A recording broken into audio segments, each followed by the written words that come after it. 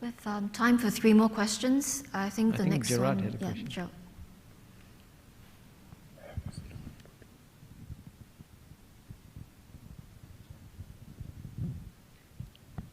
Thank you. I'd like to ask this question to both Kishore as well as No, ask Stefan, please. yeah, Stefan as well, because I'd like to hear both your views on this point. Actually, it's a point that the lady earlier just mentioned just now. This issue of Taiwan and whether or not either side would shift the consensus or shift the status quo. I think you, Kishore, you feel that the risk is that the West would be the one, or America would be the one that would move the status quo. But how are you so sure that China won't do the same thing? Because as far as I understand, but from my little understanding of China, that there is unfinished business for many generations since 1949, that Taiwan has not been reunited with the mainland. And how are you so sure that China is not going to, in its effort to project its progress and project the great revival of the Chinese nation, from what they call it, that they would seek to retake the mainland, whether by force or other means, and that could trigger the war. And I'm asking this as a Singaporean politician because I'm concerned about the peace and security of our region. So I'd like to hear both your views on that. I mean, it is possible, certainly. I mean, it's possible you may wake up tomorrow morning and we hear that President Xi announces that he's going to invade Taiwan. It's possible, certainly.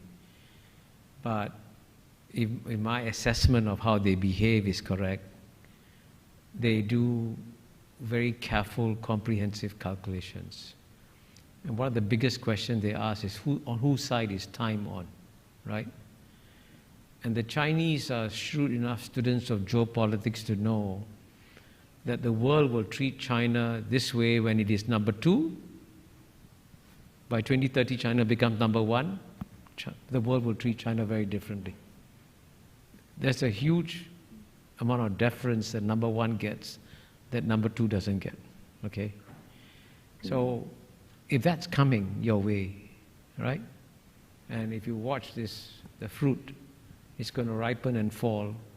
Why take it now? What's the rush?